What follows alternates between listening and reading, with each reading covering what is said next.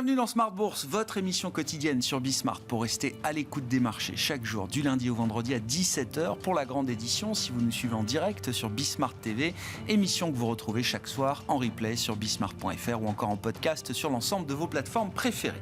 Au sommaire de cette édition ce soir, une ambiance risk-off définitivement sur les marchés qui se propage aujourd'hui. Depuis quelques jours, on voit les indices actions qui accusent des replis assez marqués. C'est une baisse de plus d'1,5% pour les indices actions en Europe à ce stade, alors que les marchés américains ont déjà connu deux séances compliquées, celle de vendredi, celle d'hier, avec une correction qui est également importante sur le marché obligataire. Et c'est sans doute d'ailleurs du côté des taux que les perturbations arrivent aujourd'hui sur les marchés actions. En tout cas, c'est un nouveau moment compliqué pour les portefeuilles balancés, équilibrés.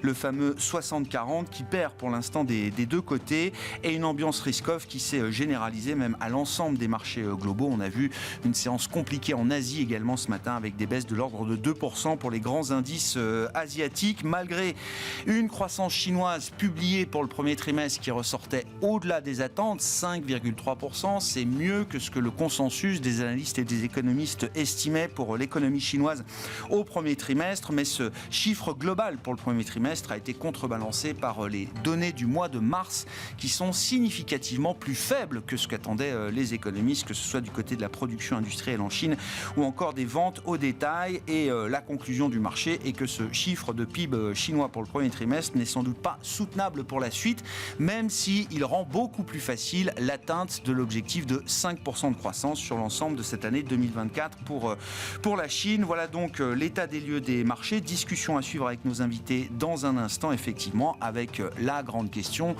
combien de baisses de taux peut-on espérer à ce stade cette année du côté de la Fed, du côté de la Banque Centrale Européenne? Les calendriers ont été réajustés massivement ces dernières semaines, que ce soit pour la Fed, bien sûr, mais également pour la Banque Centrale Européenne. Nous en parlons dans un instant avec nos invités de Planète Marché. Et puis dans le dernier quart d'heure de Smart Bourse, nous ferons le point sur le secteur des énergies renouvelables en bourse, secteur qui a souffert, c'est le moins qu'on puisse dire, depuis plusieurs mois et puis même plusieurs trimestres maintenant. Quel est l'état des lieux qu'on peut dresser sur le plan boursier, sur le plan opérationnel et en matière de perspective également d'investissement dans ces énergies renouvelables? C'est Carmine Defranco, le responsable de la recherche d'Ociam, qui sera avec nous en plateau pour ce quart d'heure thématique à partir de 17h45.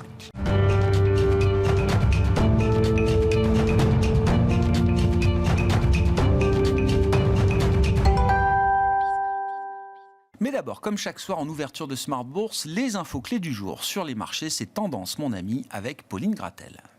La bourse de Paris et l'ensemble des bourses européennes sont dans le rouge aujourd'hui, dans le sillage de la baisse d'hier à Wall Street et de celle observée ce matin sur les marchés asiatiques. Le CAC 40 lâche plus de 1% et tourne autour des 7 950 points. L'incertitude concernant le Moyen-Orient s'accroît. L'armée israélienne promet de riposter à la suite de l'attaque de l'Iran ce week-end, malgré les appels de plusieurs pays, dont les États-Unis, à éviter une escalade dans cette région. De son côté, l'Iran promet une réponse sévère si Israël riposte. Dans ce contexte, les investisseurs ont donc bien en tête le risque de voir bondir les prix du pétrole et de l'inflation. Du côté des marchés obligataires, on notera que les taux poursuivent leur ascension, avec un 10 ans américain à presque 4,70 et avec un taux à 2 ans toujours proche des 5%. L'indicateur du jour, c'est le PIB chinois. Sur le premier trimestre, il ressort à 5,3% en rythme annuel. C'est au-dessus des attentes des analystes et cela marque une légère accélération par rapport au trimestre précédent pour lequel le PIB de la Chine s'élevait à 5,2%. Au-delà de ce chiffre, le marché retient la faiblesse des données publiées pour le seul mois de mars, avec une production industrielle et des ventes au détail nettement inférieures aux attentes. Les secteurs et les valeurs associées souffrent d'ailleurs le plus aujourd'hui, comme le montrent les secteurs des ressources de base qui enregistrent la plus forte baisse du jour en Europe. Exemple avec ArcelorMittal à Paris qui perd plus de 6%. Et on poursuit tout de suite avec les résultats du premier trimestre avec ceux de 2 banques américaines.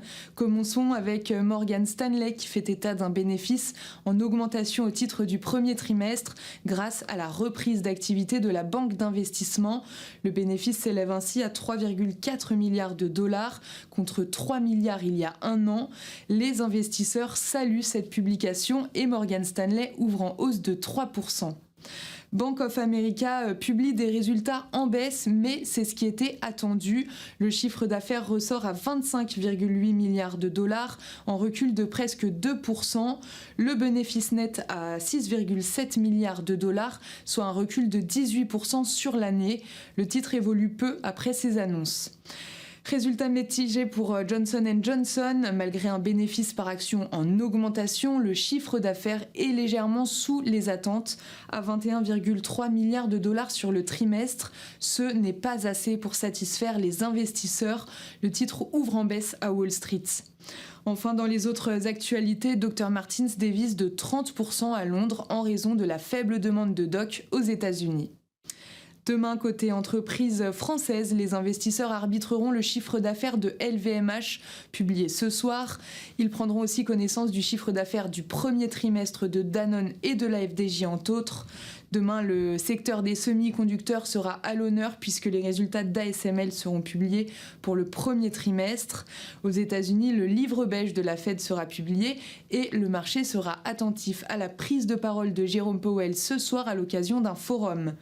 Côté macro, l'indice final de l'inflation en zone euro pour le mois de mars est attendu, ainsi que l'indice des prix au Royaume-Uni pour le même mois. Tendance, mon ami, chaque soir, le résumé de la séance du jour avec Pauline Gratel en ouverture de Smart Bourse sur Bismart.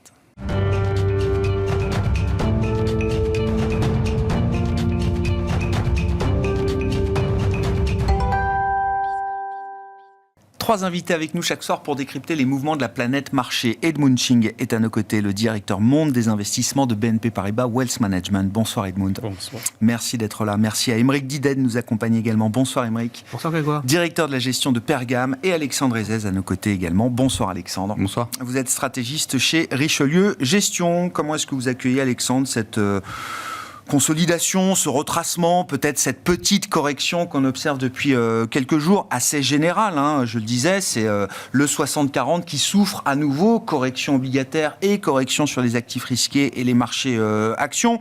Quels sont les moteurs de cette baisse ? Est-ce que c'est simplement le miroir de la hausse qu'on a eu ces 5 derniers mois, je crois, maintenant, ou est-ce que le marché prend en compte des risques peut-être un peu plus profonds aujourd'hui ? Disons que le démarrage, il y a eu deux catalyseurs. Les chiffres d'inflation la semaine dernière qui n'ont pas été bons et qui montrent quand même une accélération aux États-Unis de l'inflation liée à plusieurs facteurs et notamment un immobilier qui reste très résilient. Et puis, deuxième chose, les événements évidemment géopolitiques qui viennent amener encore plus de sujets sur l'inflation, notamment sur les matières premières. Et quand on voit en fait la baisse des marchés et même la hausse depuis pratiquement 2 ans et la baisse, c'est quand même un miroir des taux d'intérêt. C'est-à-dire que la baisse est aussi liée à une accélération sur les taux, notamment les taux américains.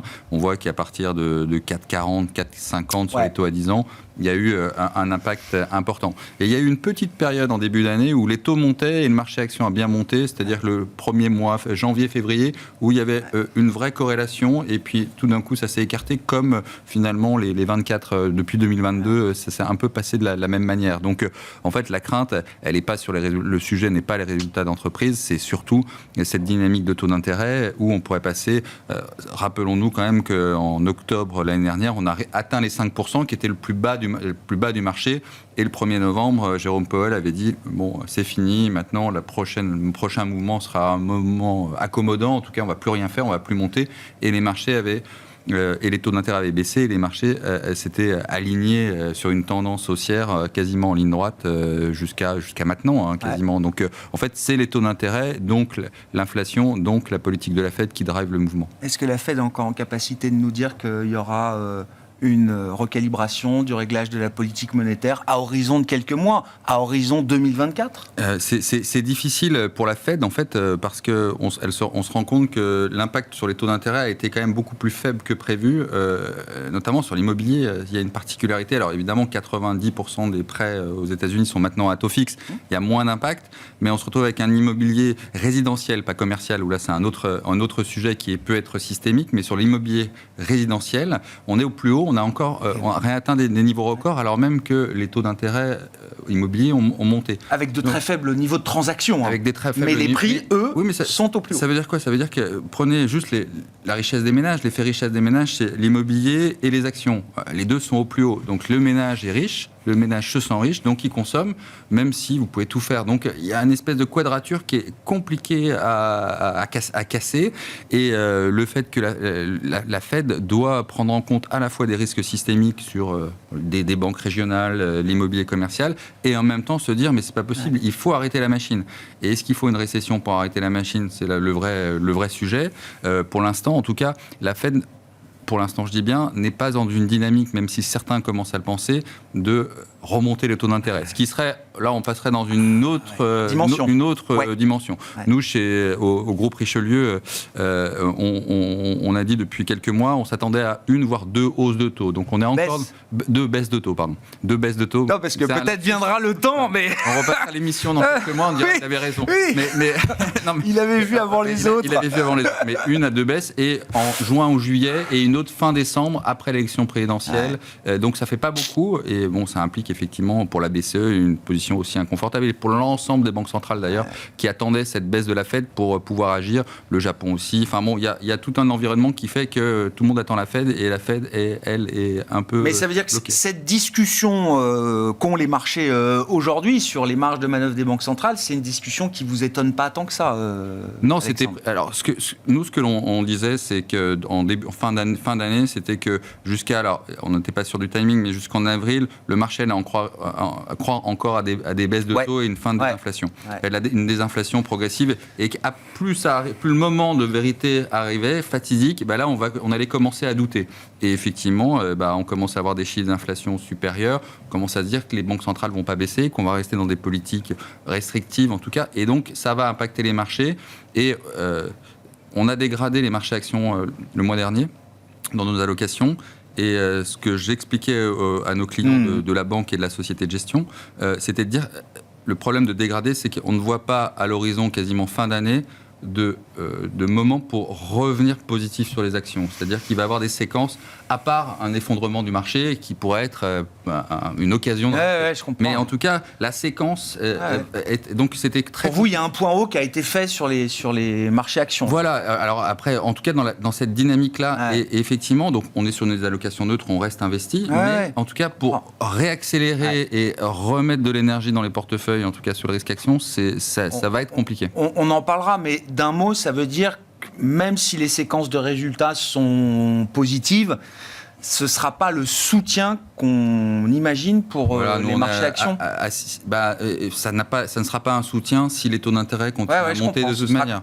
Pour donner une idée, on était sur un objectif à 6 mois de 5100 sur le SPI, sur la S&P 500, ce qui est le S&P était à 5250 quand on a donné. On est autour de donc ça. Il reste les dividendes, des choses comme ça. Mais on est plus sur une tendance haussière comme on a eu depuis le 1er novembre. Le momentum s'est un peu effacé de ce point de vue-là. Très clair. Edmund, est-ce qu'on en est au point de se dire, si la Fed baisse ses taux en juin, comme ce qu'on imaginait il y a encore quelques semaines, ce serait peut-être une erreur ? Une erreur, non, mais parce qu'il n'est pas que l'inflation qu'il faut considérer. Il faut garder en tête le fait que les banques régionales ont toujours les bilans fragilisés par les prêts accordés pour les marchés immobiliers commerciaux. Il y a toujours des prêts qui sont endommagés. On ne sait pas à quel niveau, mais le plus longtemps que le taux de Fed Funds, le taux direct reste élevé, le plus difficile est quand même le scénario pour toutes les banques régionales. On sait bien. Déjà, ils ont dû quand même aider le mois de mars dernier les banques régionales. On a tout oublié entre-temps. On dit tout est bon, il n'y a pas de souci. Ah mais non. Si on regarde les prix des bureaux à San Francisco, par exemple, ils baissent toujours. Donc il y a un problème avec les prêts. Donc je ne sais pas si... On regarde, bien sûr, le marché ne regarde que le taux d'inflation aux États-Unis pour l'instant. Si le taux d'inflation reste assez élevé, autour de 3% plus, ils ne peuvent pas baisser le taux. Pas sûr.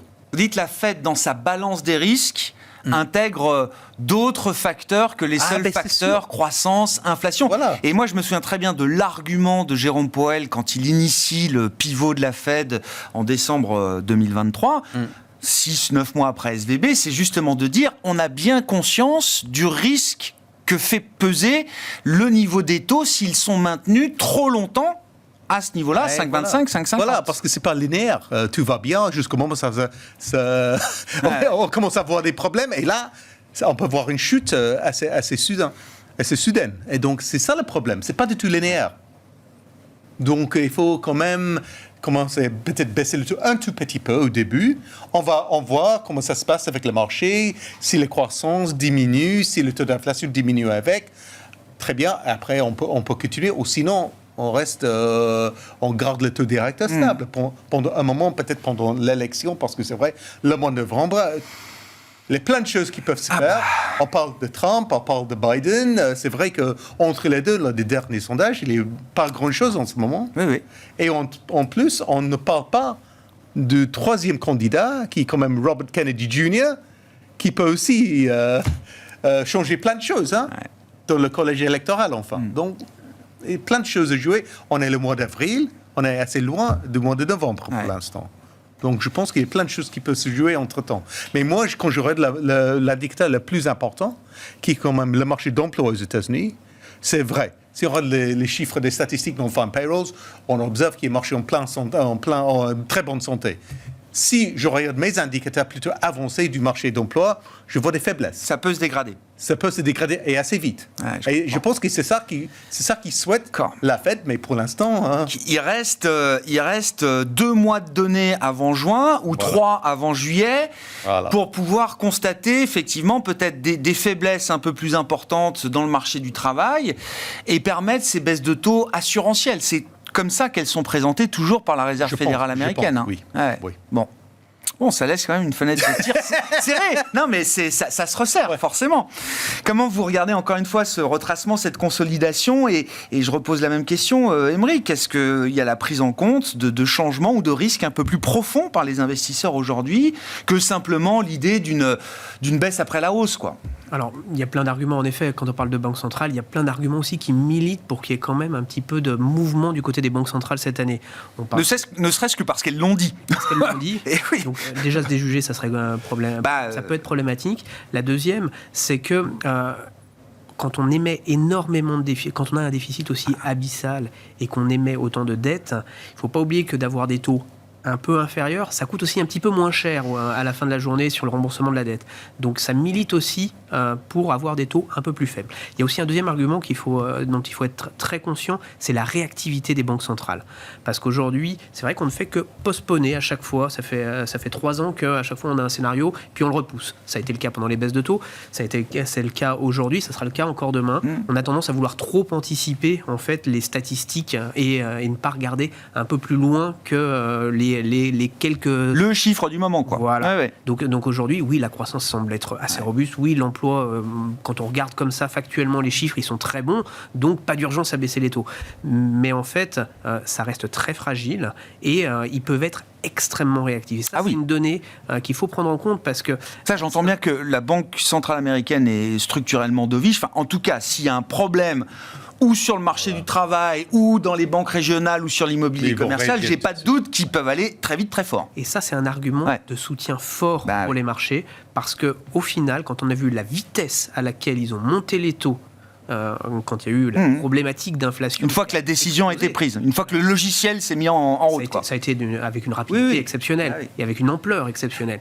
Et on connaît la capacité aujourd'hui de la Fed à pouvoir prendre le chemin inverse. Donc c'est pour ça qu'il y a quand même un soutien en dernier ressort assez fort de la part des banques centrales. Mais l'avantage qu'on a aujourd'hui, c'est qu'il y a la Fed d'un côté, qui est évidemment l'économie leader, mais peut-être qu'on va avoir enfin la Banque centrale européenne qui va briller et qui va montrer un peu d'indépendance et tout petit peu s'affirmer. On peut rêver, enfin ça reste un doux rêve actuellement, mais on peut imaginer que la Banque centrale européenne interviendra pour soutenir la croissance européenne et qu'enfin elle va arrêter de regarder ce que fait les autres et essayer de prendre un tout petit peu d'indépendance et pour une fois entre guillemets briller, parce que pour le moment il y a. Et ça c'est bon, c'est market positif, c'est bon pour le marché si la BCE confirme et y va le 6 juin comme ça semble quand même se dessiner aujourd'hui sans la Fed. Il faut qu'il y ait un message fort qui émane de cette baisse de taux, qui l'explique et qu'elle soit du coup pour la rendre quelque part positive. Parce que si c'est une baisse de taux pour dire bon en fait on a des statistiques qui sont vraiment tellement mauvaises qu'il faut prendre une baisse de taux, évidemment parce que c'est un peu le cas de temps en temps des discours qu'on a de la part de banquiers centraux européens. Pour une fois il faudrait avoir un discours plutôt constructif. Pourquoi on baisse des taux? Pour générer de la croissance, pour favoriser l'investissement, et là évidemment ça serait un tout petit peu mieux et on peut espérer qu'ils feront ça avant la Fed et qu'ils vont pour une fois espérer briller. Bon. Cette histoire de divergence, oui, pour commencer. Ensuite, jusqu'où la BCE peut s'affranchir complètement. La BCE et les autres banques centrales, d'ailleurs, on voit la force du dollar, les problèmes que ça pose en Asie, par exemple, ou sur les monnaies asiatiques aujourd'hui. Hein. C'est vrai que la BCE, comme la Fed, dit qu'elle est data dépendante, mais Fed indépendante. Je pense que c'est ce qui est vrai, c'est-à-dire qu'on n'a pas les mêmes sujets aux États-Unis sur l'inflation qu'en zone euro. La désinflation, elle se met en place en zone euro. Le choc d'offres, c'était lié surtout à un choc d'offres qui commence à disparaître. Donc, ils auront du mal à ne pas baisser en juin, enfin en tout cas dans notre scénario, alors que la Fed, c'est plus compliqué. Donc, on sera sur des baisses de taux. Il faut que la BCE soit crédible. Ça va être compliqué, il va falloir qu'elle explique bien, parce que si on a une baisse franche de l'euro, on voit les prix du gaz remonter un peu, si le pétrole remonte, l'inflation importée. Combien il peut en faire? L'activité n'est vraiment pas si forte que ça en zone euro par rapport aux États-Unis, la consommation. Donc, je veux dire, pour qu'il y ait de l'inflation, autant aux États-Unis, le vrai sujet, c'est... Je suis d'accord qu'ils peuvent agir vite, mais alors sans comparaison, mais c'est un peu comme en Chine où en fait ils peuvent pas agir trop parce que sinon ils relanceraient les bulles spéculatives. Et aux États-Unis, c'est pareil. Ils ne peuvent pas agir non plus fortement comme ils l'ont fait avant, ce que pense le marché, parce que ça relancerait l'inflation. Ça serait une nouvelle vague d'inflation avec des leviers supplémentaires. Enfin bref, ça serait une mécanique dont ils ne pourraient pas se sortir. Il faut à un moment épurer, et donc elle est en train d'épurer. Et pour épurer, il faudrait que le marché baisse aussi. Et ça, c'est ce qu'elle a voulu faire en 2022. Hein. Le marché a baissé. C'est la Fed qui a fait baisser le marché. Hein. C'est pas autre chose. Donc il y a vraiment une différenciation, un découplage qui est en train de se faire, qui commence à être un peu la rhétorique de la Banque centrale européenne. Et nous, on pense que la Banque centrale européenne va baisser en juin et en juillet, puis attendre, puis rebaisser peut-être 1 à 2 fois dans l'année. On est plutôt, autant sur la Fed, on est sur 1, voire 2, et sur la BCE, on est plutôt sur 4, avec effectivement l'enjeu sur l'euro. Parce que ça peut vouloir dire un euro qui baisse franchement par rapport au dollar. Et pour les marchés financiers, un dollar trop fort, notamment pour les pays émergents, c'est compliqué. On sait on va certainement en parler, mais en Chine, cette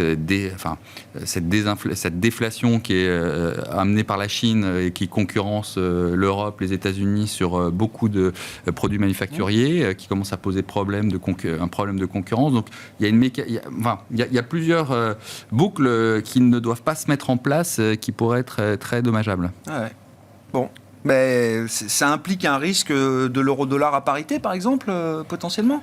Pourquoi pas, hein. Si, alors, la seule chose, c'est que si, finalement, comme il a été clairement dit, si ça dure, ça va provoquer une crise. Donc la Fed... Parce que, non, mais c'est ça.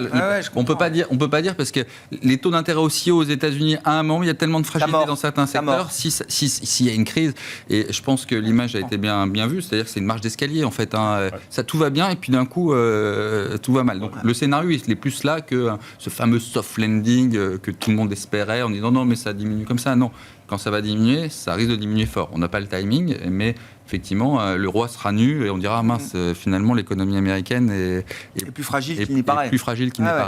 Bon, sur la force du dollar aujourd'hui, et c'est une force qui génère quand même de plus en plus de perturbations. Enfin, les taux, le dollar, ça bouscule quand même pas mal, j'imagine, d'équilibre de marché, d'autant qu'on n'avait peut-être pas vu un smile aussi fort du dollar sur ces 3-4 premiers mois de l'année, là.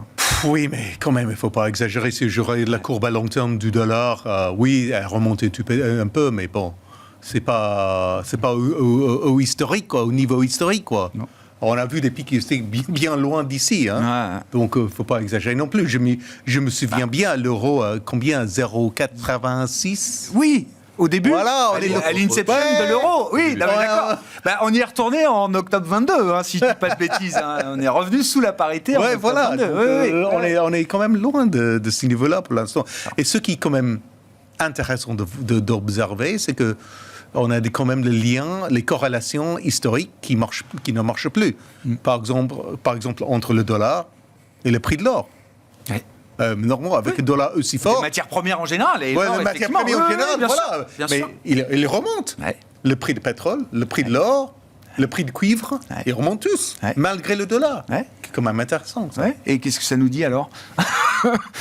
Qui se trompe dans l'affaire s'il faut trouver un marché qui se trompe ? Je pense qu'il y a toujours une peur. Toujours une peur autour de l'endettement aux États-Unis, mais partout, mais surtout en ce moment aux États-Unis. Parce que c'est vrai, le plus longtemps que le taux directeur de la Fed reste très haut, le plus longtemps et le plus cher et quand même l'endettement de l'État aux États-Unis pour financer tous les ans.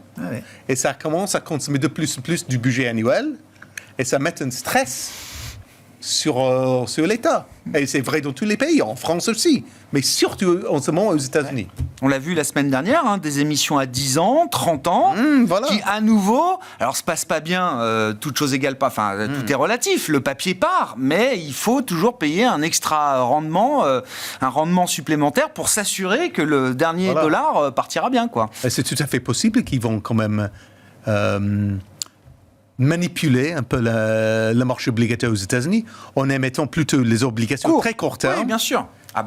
Même pour rembourser les obligations long terme. De ce point de vue-là, le Trésor et la Fed fonctionnent bien. La paire Yellen-Powell est assez avisée sur donc, sujet-là. La vraie question de base qu'il faut poser à ce moment-là, est-ce que toutes les banques centrales et surtout la Fed, est-ce qu'ils sont vraiment indépendantes des gouvernements nationaux à ce moment ? C'est ce que vous souleviez tout à l'heure, c'est ce qu'on appelle la fiscal dominance, c'est ça, la domination budgétaire, quand la logique budgétaire des États l'emporte sur la logique purement monétaire. Quand vous avez à émettre 1000 milliards de dollars tous les 100 jours, donc évidemment, vous devez chercher quand même quelqu'un pour vous acheter vos 1000 milliards. Donc évidemment qu'ils sont extrêmement interconnectés et l'indépendance n'est clairement pas forcément aujourd'hui si avérée que ça, mais on a besoin aujourd'hui d'avoir un financement, une courroie de transmission qui soit le plus fluide possible entre celui qui émet la monnaie et jusqu'au consommateur qui va en avoir besoin. Donc aujourd'hui, il faut que ça se passe bien. Et pour le moment, en tout cas, les marchés de taux nous disent ça se passe relativement bien. Quand on voit les spreads de crédit aujourd'hui, ils sont au plus bas. Ils sont remontés légèrement, mais ça reste relativement une proportion relativement mesurée la semaine dernière et en début de semaine. Donc pour le moment, ça tient quand même pas mal. C'est pour ça que quand il y a des stress de marché, ce qui est important de regarder, c'est si la baisse qu'on connaît actuellement depuis 2-3 jours, est-ce qu'elle est organisée, est-ce qu'elle se passe bien ? Et finalement, quand on regarde, les secteurs baissent tous dans des proportions qui sont assez logiques. Ça reste canalisé, comme on dit ? Assez bien canalisé. Il n'y a pas de grand stress de marché. Pareil sur le marché de taux, il n'y a pas eu de grand stress, que ce soit en Europe ou aux États-Unis, particulièrement en Europe. En Europe, finalement, quand on regarde, les taux, ils n'ont pas forcément beaucoup monté, pas du tout dans les mêmes proportions. Et les spreads restent... Donc on reste sur des niveaux bas. Donc ça reste plutôt assez bien. Il n'y a pas de stress supplémentaire aujourd'hui par rapport à l'environnement géopolitique qu'on connaît, évidemment, qui est compliqué. Et ça se passe, entre guillemets, dans une baisse organisée. Donc pour le coup, petite baisse des marchés, petite baisse des multiples, on prendrait la respiration. Donc ça, c'est plutôt sain aujourd'hui pour les marchés financiers, mais également pour l'investisseur, parce que quand on est en période de résultats, oui, les grandes banques centrales, c'est un moteur pour faire avancer les économies, mais il faut aller quand même regarder ce qui se passe dans les entreprises. Et ces entreprises, qu'est-ce qu'on voit d'année en année, de trimestre en trimestre ? C'est qu'elles sont de mieux en mieux gérées, que les résultats sont plutôt de très bonne qualité quand on voit les publications, que le guide que sont aujourd'hui les directeurs financiers des grands groupes vis-à-vis de la communauté des investisseurs et des analystes sont de plus en plus proches et proactifs, ce qui permet d'avoir des surprises, des taux de surprise positifs relativement bons à chaque fois, et les Américains sont des champions du monde pour ça. Donc aujourd'hui, on attaque une période de résultats d'entreprises aux États-Unis où on a un environnement économique qui est plutôt bon. on a des résultats de banques qui sont les courroies de transmission de la politique monétaire qui sont plutôt bons. Donc, on a eu pas mal de révisions en baisse dans pas mal de secteurs d'activité ces derniers mois. Oui, c'est ça, juste avant le trimestre. Ah ouais. Donc aujourd'hui, on peut s'attendre quand même à des marchés qui tiennent. Donc ça, c'est plutôt intéressant et constructif, en tout cas, pour un investissement de moyen ou long terme. Ouais. Mais ça veut dire que ce retracement, je le présente, c'est le premier vrai test pour le buy the dip cette année. Il n'y a pas eu de mouvement encore d'ampleur, de consolidation. Cette logique buy the dip, on achètera le creux de marché, elle est pour vous valable aujourd'hui, au moment où on se parle, Aymeric ? Aujourd'hui, elle est encore valable. Parce que justement, il y a tous ces soutiens à l'économie qui sont là, ces niveaux de statistiques qui sont, pour le moment en tout cas, encore résilient, et tout ce potentiel de croissance supplémentaire que réside à la fois dans l'innovation, qui est source de croissance à long terme dans tous les secteurs d'activité, qui est extrêmement présent quand même depuis 18 à 18 mois. Ah, bien sûr. Donc dans pas mal de secteurs. Donc c'est des facteurs de soutien, en tout cas, qui peuvent permettre, s'il y a des petits accrochages de marché comme on connaît là, de revenir ou de mettre des très beaux titres en portefeuille. Et qu'est-ce qu'on a envie de privilégier dans cette idée de racheter peut-être ou de rentrer ou de renforcer peut-être certaines positions actions ? Au-delà des actifs cœur stratégiques, la tech évidemment, enfin je veux dire, impossible de ne pas être sur la tech aujourd'hui, mais au-delà de ça, est-ce qu'il y a des secteurs qu'on a envie de privilégier ? Est-ce qu'il y a des facteurs, des marchés géographiques qu'on a envie peut-être de privilégier pour la suite là ? Alors malheureusement on reste un peu US. Ouais, oui. Malheureusement, c'est l'éléphant toujours dans la pièce. Qu'il faut avoir. Ouais. Plein de secteurs d'activité aux US qui sont intéressants. Le secteur de la santé, on le voit en plus avec les résultats aujourd'hui de United Health qui étaient relativement bons. Johnson & Johnson, ça se tient. Ouais. Donc c'est des secteurs qui aujourd'hui ont été totalement délaissés par les investisseurs et pour lequel il y a un potentiel de rattrapage assez fort et dans lequel il y a énormément d'innovation. Donc là, pour le coup, tout ce qui est santé, health tech, medtech, il y a des choses à faire pour l'investisseur. L'élection américaine de 2024 peut être moins perturbante que d'autres pour ce secteur de la santé aux États-Unis. Toujours très perturbant potentiellement, mais personne ne sait qui va être élu. Non. Et pour le coup, c'est tellement en plus challengé aujourd'hui que c'est pas tout de suite en tout cas qu'on devra se poser ces questions-là. C'est un peu plus tard quand on y va un peu plus clair sur le sujet. Donc on préfère pour le moment quand même revenir là-dessus parce que là pour le coup il y a une très belle décote. Si on est dans l'idée, comme vous le disiez tout à l'heure Alexandre, du moins de hausse de taux, de baisse de taux, effectivement, on s'y perd. Non, mais ça veut dire, on reste encore très court duration, c'est pas du tout l'idée d'aller chercher de la duration, y compris peut-être même dans le marché action, hein, on peut trouver des proxys ou des secteurs qui ont des durations plus courtes que d'autres. Avoir du 4,70 sur les taux à 10 ans américains, c'est quand même une occasion. D'accord, c'est quand même un niveau qui se regarde. On sait qu'à partir de 5%, c'est systémique et que la Fed va réagir, Donc, ou le marché ou la Fed réagira. Ou le marché ou la Fed réagira. Ouais. Si on est dans une espèce de marge d'escalier à un moment, on ne sait pas quand, et que la Fed baisse ses taux, non pas pour des considérations d'inflation, mais de croissance, les taux d'intérêt vont être amenés à baisser, et notamment les taux d'intérêt à long terme. Donc, ce n'est pas inintéressant, on est plutôt sur les taux. Et c'est plutôt des occasions de rallonger un peu sa duration, ce stress-là. Effectivement, si on a un peu de temps, mais bon, ce n'est pas des événements spéculatifs. En tout cas, hein. Sur les actions, nous, on a une réflexion un peu différente. À court terme, on pense que l'Europe, en tout cas la zone euro, est mieux positionnée pour différentes raisons. Il y a les banques centrales. Le fait que la BCE baisse plus, effectivement, c'est plutôt un peu plus contracyclique et la croissance est tellement basse, elle est en train de remonter. Donc pour les valeurs les plus cycliques, et notamment le secteur industriel, qui est quand même un secteur qui a plutôt surpris à la baisse, en tout cas, et a plutôt par rapport à la croissance, a plutôt été en sous-valorisation. Donc ça, c'est... Et puis, deuxième chose, si on dit le dollar va monter, parce que pour les exportatrices et donc pour les industrielles européennes, c'est plutôt bon. À l'inverse, effectivement, sur le marché américain, il y a l'aspect dollar qui est intéressant, mais on voit que cet engouement pour les valeurs de croissance, je ne dis pas qu'à long terme, l'intelligence artificielle, la tech, c'est pas très bon, etc. Mais d'ailleurs, vous l'avez dit tout à l'heure, la tech, évidemment. Oui. C'est quand même un consensus qui fait peur. Mais je ne connais personne qui va dire, ça me rappelle, moi, dans les années 2000, on disait le Nasdaq, évidemment, mais on ne peut pas ne pas être dans le Nasdaq, même si on sait que ça peut être compliqué. Donc, quand il y a un consensus, mais global, c'est là où souvent, il y a des mauvaises... Oui, mais ça commence d'ailleurs. C'est-à-dire qu'on ne parle même plus des Max 7, ça y est, le groupe est complètement divisé, éparpillé. Exactement. Voilà. Il y a déjà beaucoup moins d'homogénéité, ne serait-ce que dans le marché. Un peu plus de prudence, parce qu'il y a un tel consensus qui fait qu'il y aura moins d'énergie, moins de flux, voire même des déceptions. Et puis, sur les États-Unis, l'aspect dollar, on peut le prendre par autre chose, des obligations américaines. Donc plutôt, et on sait que les entreprises, il y a des bons résultats sur les banques, mais les entreprises américaines, il y a eu des revalorisations de BPA assez fortes depuis quelques mois. Alors évidemment, elles ne vont pas décevoir, mais on est déjà sur des niveaux assez hauts par rapport, encore une fois, au marché européen. Il y a peu de place à la déception côté américain. Voilà, il y a un mouvement qui est en train de se créer par le bas en Europe, qui peut être appréciable, avec, il faut dire, un marché qui est complètement absent des allocations, en tout cas en surpondération depuis bien longtemps. L'Europe est bien oubliée. Où est-ce que vous avez les convictions les plus fortes là, à ce stade, en matière d'investissement, Edmund ? Les matières premières. L'énergie, les métaux précieux et même les métaux de base comme le cuivre. Donc le problème avec le cuivre, par exemple, c'est les mines de cuivre, ils ont tous explosé le compteur. C'est quand même, quand on voit les courbes qui montent comme ça tous les jours, c'est compliqué de les acheter. Maintenant, peut-être on a l'occasion de les acheter un peu plus bas. Donc, mais je pense qu'effectivement, on passe d'une période où on avait effectivement... plein d'énergie pas chère, plein de métaux de base pas chers et plein de métaux précieux. Maintenant, on arrive à un moment où on a de plus en plus de pénurie en termes d'offres.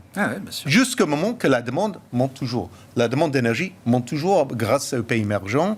Pour le cuivre, bien sûr, on parle de l'électrification de l'économie, on parle de la demande de l'intelligence artificielle qui va mettre un stress énorme sur le réseau de transmission d'électricité, de génération d'électricité, blablabla. On a besoin de plus de cuivre, en tout cas. Et donc, c'est un super cycle, là ? Pour moi, c'est un super cycle et c'est de cause de ça que moi, je surpondère énormément les matières premières, soit en physique, soit dans les marchés actions. Et vous disiez les minières, notamment de cuivre. Le cuivre et les métaux précieux. Parce que les métaux précieux, si je regarde ce qui est quand même intéressant, je regarde le prix de l'or, et après je regarde les mines d'or, qui ne bougent pas, qui bougent quasiment pas. Ça n'a pas encore bougé. Très peu, très peu. Intéressant. Attention, parce que c'est vrai que... Et c'est un décalage normal ou c'est qu'il y a quelque chose... Il y a quelque chose, d'accord. Mais cela dit, les coûts, bien sûr, les coûts pour les mineurs, ils ont monté aussi. Cela dit, si je regarde la marge brute des mines d'or aujourd'hui, avec le prix de l'or à quasiment $2,400... Ils sont c'est pas cher payé. C'est pas cher payé. Je comprends. Ça m'intéresse. Bon, matière première, effectivement. Bon, on voit quand même que c'est un secteur qui a du mal dès qu'on commence à parler de la Chine, avec des doutes qui reviennent sur la croissance chinoise. Alors, je ne sais pas, encore une fois, je rappelle à chaque fois que personne n'est obligé d'être investi directement, en tout cas sur les actions chinoises, mais que c'est forcément un marché, une économie qu'on regarde, Aymeric, après les chiffres qui ont été publiés. On aura peut-être des indications aussi plus précises avec les résultats de grandes entreprises mondialisées qui opèrent sur le territoire chinois et qui pourront peut-être apporter une couleur un peu plus précise de ce qui se passe en Chine en fonction des différents secteurs. Mais qu'est-ce que vous attendez effectivement de cette exposition ou des sociétés exposées à la Chine aujourd'hui, Aymeric ? Alors c'est assez intéressant l'histoire de la Chine parce que en fait ils nous promettent, ils espèrent 5% de croissance. C'était déjà le cas l'année dernière. Ils sont arrivés à peine tout juste à y arriver. Là pour le coup, premier trimestre, bon chiffre, bonne croissance, mais pour le coup, on attend de voir justement quels vont être, notamment ce soir, on aura les résultats tout à l'heure de VMH, bien sûr. Et on va voir ce que ça donne en termes de chiffres sur la zone. Et là, ça va être un vrai market mover. Mais par contre, ce qu'on observe aussi sur la Chine, c'est que ça redevient un sujet de commerce international de plus en plus sur le devant de la scène, et ça, c'est pas forcément bon signe. Il faut toujours que les Américains aient aussi un petit ennemi quelque part dans le monde, et là, pour le coup, l'ennemi tout trouvé, c'est souvent la zone asiatique, et particulièrement la Chine, avec toutes ces problématiques de concurrence, mais c'est pas un phénomène qui est nouveau, c'est un phénomène qu'on a bien connu sous l'ère Trump, notamment, qui lui a permis de justifier toute sa réindustrialisation qu'il a fait plutôt de manière forte, et aujourd'hui ils en ont en tout cas une partie des conséquences. Donc c'est à garder quand même de très très près. Maintenant, on est plus inquiet sur le fait que la Chine, pour le moment, ne prend pas de mesures fortes et extrêmement fortes comme elle pourrait le faire pour assainir son économie. C'est un peu étonnant. On sait qu'ils ont le temps. La notion de temps n'est pas forcément la même en Chine que dans le reste du monde. Mais ils ont les moyens aujourd'hui de pouvoir adresser les problématiques dans la promotion immobilière ou de l'immobilier en général en Chine, et donc de redonner de la confiance aux consommateurs chinois, ce qui pour le moment n'est pas le cas. Donc pour le moment, ça nous laisse un tout petit peu en dehors du coup de cette zone côté investissement en direct sur la zone, et on préfère pour le moment se concentrer sur les États-Unis, mais aussi évidemment l'Europe, qui reste une zone intéressante. Comment vous regardez le cas chinois à ce stade, à la lumière des chiffres qui ont été publiés aujourd'hui, notamment, et de la réponse de politique budgétaire et monétaire à laquelle on assiste depuis quelques mois maintenant? Notre analyse est assez simple. C'est vrai qu'on est assez négatif sur la Chine. On l'a été à un moment, mais vu les déceptions permanentes, ça nous a amené à rester négatif sur la Chine. Moi, je pense qu'il y a plusieurs points sur la Chine. C'est qu'en fait, les 2 derniers plans de relance qu'ils ont fait, 2009-2014, ça a été des échecs. Et pour s'en remettre, à chaque fois, les marchés actions ont monté de 70-100%. L'immobilier a explosé. C'est des bulles immobilières, donc ils veulent pas le faire. Les 2 fois, et donc ça sera pas 203, non, 300, enfin 203. Oui. Ils ne reproduiront pas ces erreurs. Ils reproduiront pas ces erreurs. Après, la volonté, là, c'est clairement d'aider les entreprises pour concurrencer effectivement le monde. Donc, on voit bien Janet Yellen qui est allée en Chine. On a vu Scholz aussi. Donc c'est vraiment, ils veulent devenir un concurrent parce que c'est leur seule manière pour leur économie de continuer, parce que on le disait en aparté, mais l'immobilier chinois quand baisse de plus en plus, il y a un effet richesse qui fait que de toute manière l'épargne est en train de monter et que le consommateur chinois ne veut plus consommer au vu de ce qui s'annonce devant, c'est-à-dire que pour l'instant, donc il faut absolument apurer ce marché.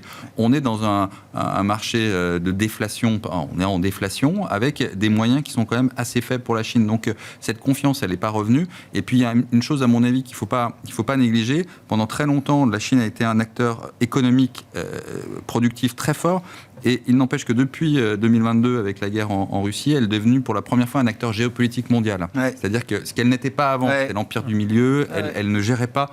Et là... Qu'elle ne cherchait pas forcément à être. Elle ne cherchait pas. Et là, Xi Jinping commence il voit l'importance de la Chine dans cet environnement. Et donc l'économie l'intéresse moins. Et dans l'idéologie du parti, c'est plutôt la direction qu'ils veulent prendre. Donc c'est moins...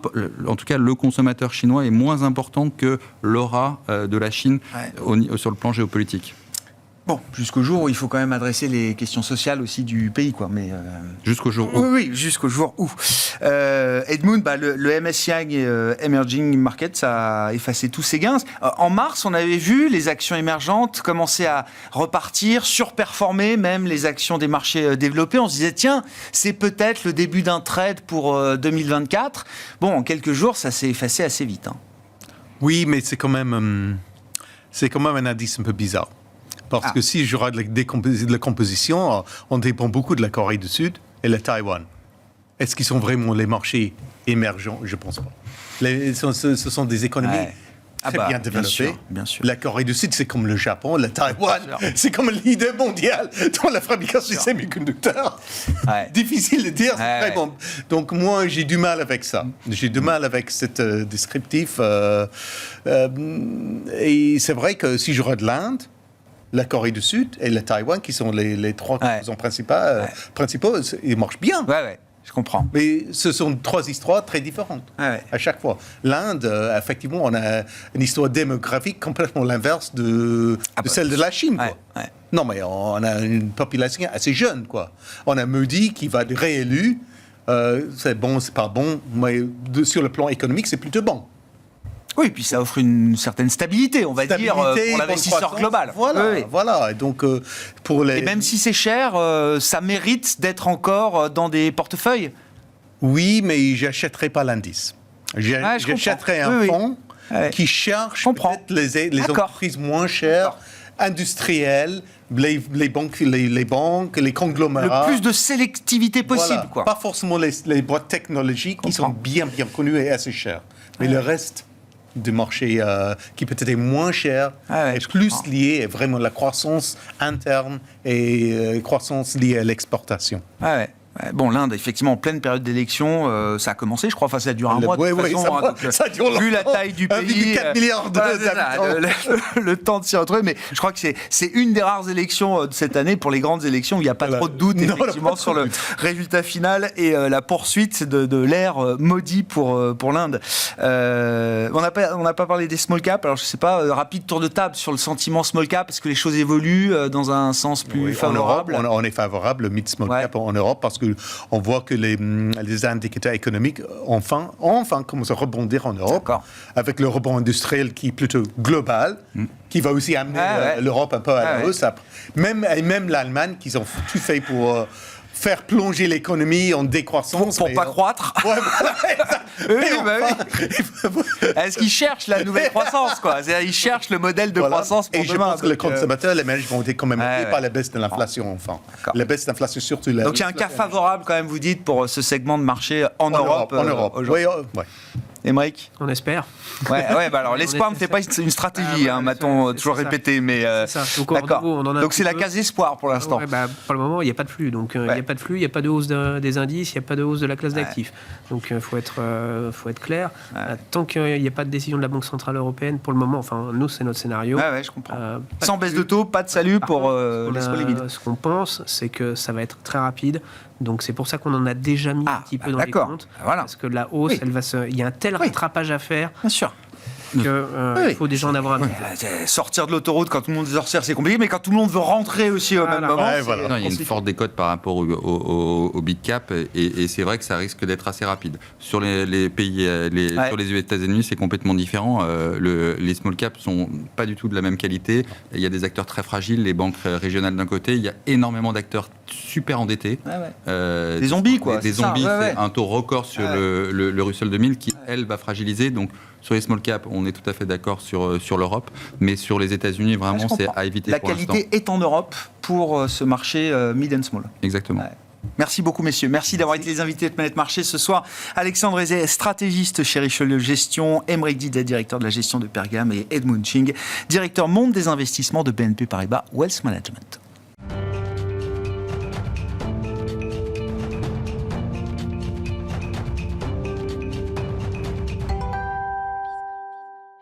Le dernier quart d'heure de Smart Bourse, c'est le quart d'heure thématique. Le thème ce soir, c'est celui des énergies renouvelables et notamment sur le plan boursier. C'est un segment de marché qui souffre et qui a souffert depuis des mois et des trimestres maintenant. Nous faisons le point avec Carmine Defranco, responsable de la recherche chez Osiam. Bonsoir Carmine. Bonsoir Grégoire. Merci beaucoup.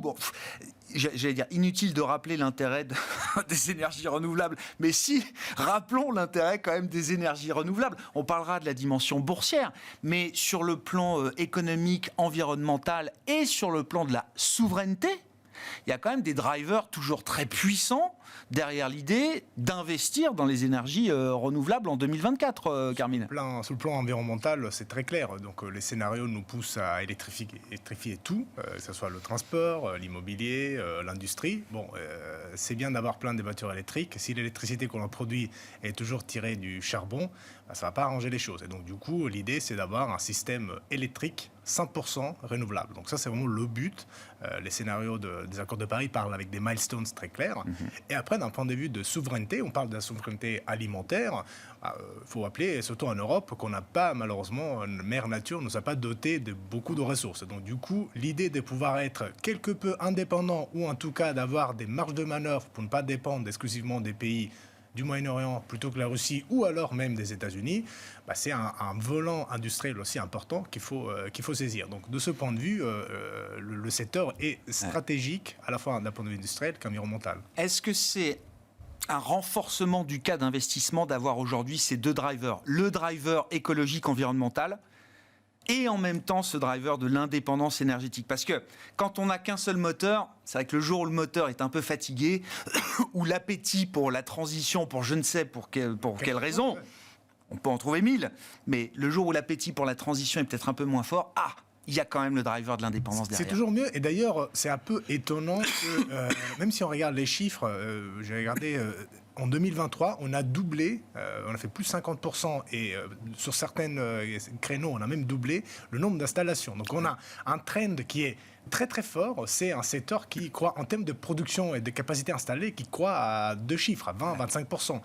Il y a l'aspect souveraineté, donc qui veut dire les gouvernements, les financements, les aides, les subventions. Et pourtant, quand on le regarde en bourse, on se dit, est-ce que c'est un secteur, c'est une technologie qui est morte, où il n'y a plus d'intérêt, il n'y a plus de flux? Comment se fait-il qu'il y a ce tel découplage entre, d'une part, une thématique très claire sur laquelle il y a aucun doute. Enfin, aux États-Unis, l'État qui produit le plus d'énergie renouvelable, c'est le Texas.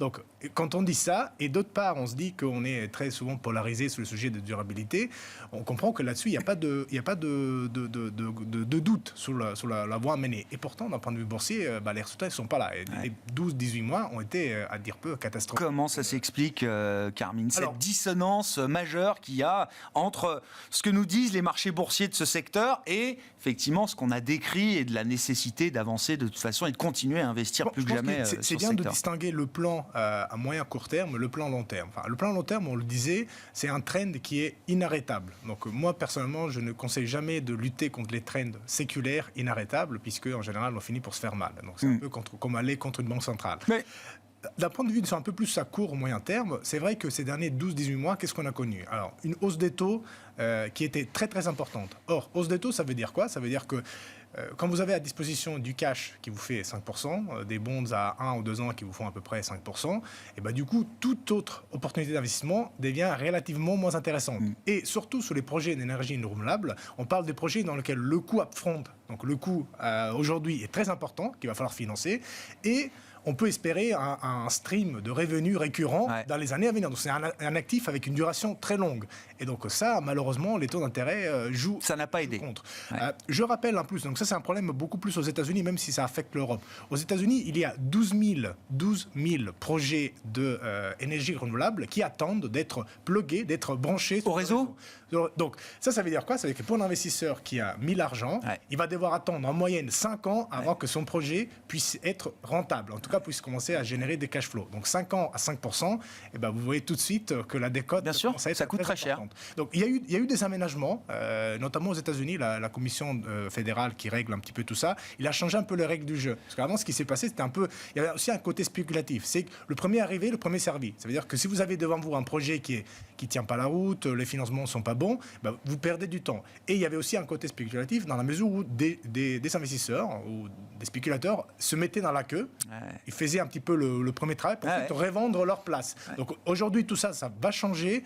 Ça commence à être changé. L'IRA de Biden apporte de l'argent pour pouvoir, quelque part, écrimer un petit peu ces deux backlogs de dossiers. Donc je pense qu'on est plutôt dans une phase où la correction a été actée. Il n'y aura plus de... je comprends. Enfin, on n'en sait pas, mais le marché espère qu'il n'y en aura plus. Donc du coup, on pense être plutôt vers un point bas, ou en tout cas...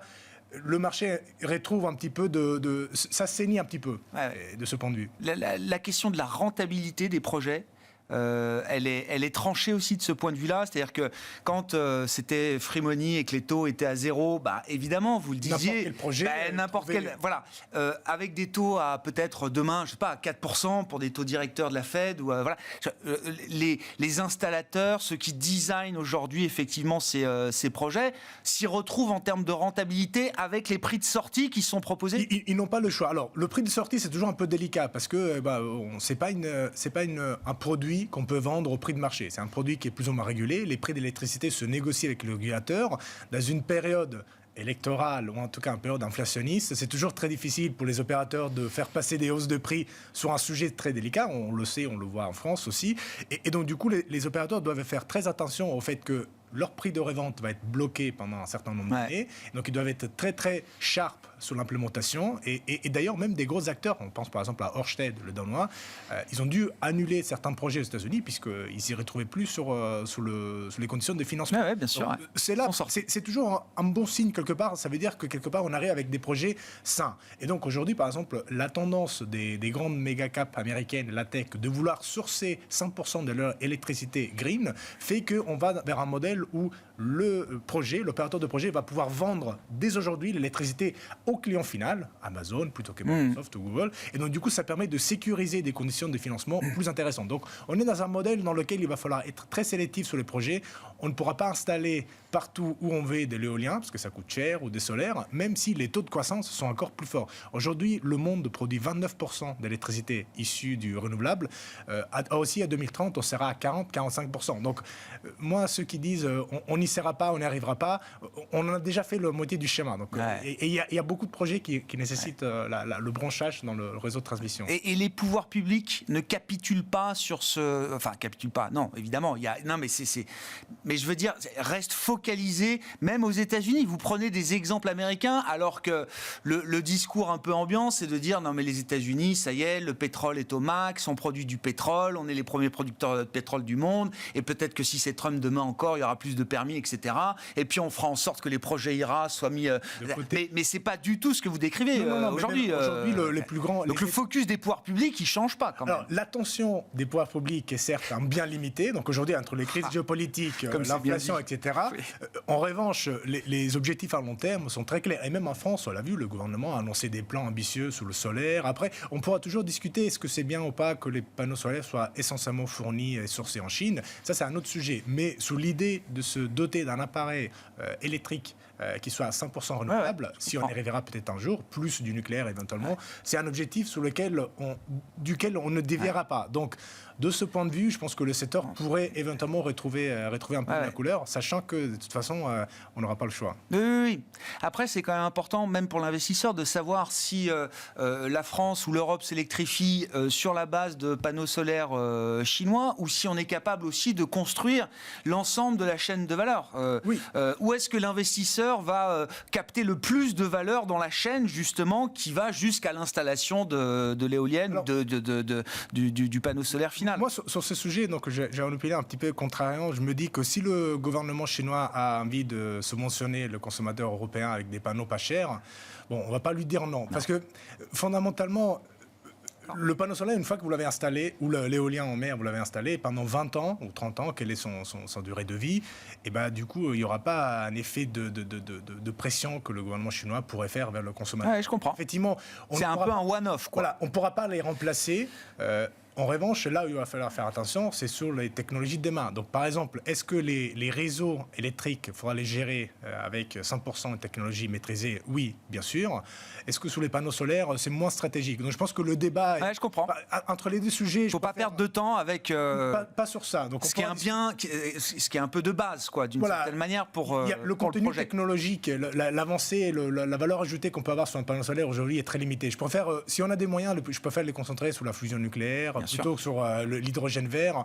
Et là où c'est, comme on dit, commoditized, bon, voilà, on va aller sur le plus efficace. Donc ça, c'est pas un point qui est très gênant aujourd'hui. Ouais. Et pour résumer, alors, j'entends pas se mettre contre les méga-trends, ça c'est sûr, ça reste un méga-trend. Du point de vue boursier, c'est déjà une fenêtre de tir, une opportunité d'investir ou de réinvestir ce secteur. On a beaucoup parlé de cette bulle verte, voilà, vous l'avez raconté, qui a explosé avec la violente remontée des taux. Est-ce qu'il faut attendre la prochaine décision de la Fed pour se dire, tiens, je réinvestis dans le secteur, ou est-ce qu'il y a quand même une logique, ne serait-ce que de valorisation, qui permet aujourd'hui à l'investisseur long terme de repartir? Moi, je donnerais 3 éléments très, très rapides. Alors, le premier, c'est pour celui qui n'y croit pas, mais il pourrait se dire, bon, voilà, mon scénario, c'est des baisses des taux, donc ça, ce sont des actifs avec... Duration longue. Donc, bon, ça ne pourra pas faire de mal. Ça peut être un play baisse de taux. Voilà. Deuxième point, c'est on a beaucoup entendu parler de les portefeuilles ESG, labellisés par labellisés, le greenwashing. Bon, là, il y a pas vraiment beaucoup de doutes, c'est le cœur de la matière. Donc, au moins, on peut se dire, voilà, on est bien... Je suis sûr de l'impact. Oui, c'est ça. Et troisième point, c'est, bon... Ces derniers mois, c'est vrai qu'on a parlé beaucoup d'intelligence artificielle, les ChatGPT, etc. Peut-être que l'attention sur d'autres sujets un petit peu plus terre-terre, comme le changement climatique. Oui, mais non. Mis de côté. Aujourd'hui, quand on voit le gap, ce secteur renouvelable, il est à moins 20 et les autres sont à plus 20. Moi, j'y crois beaucoup dans l'effet de retour à la moyenne à long terme. À moins 20, et quand un marché il est à plus 20 en relatif, on peut se dire qu'il y a un point d'entrée intéressant. Encore une fois, ce ne sont pas des actifs spéculatifs.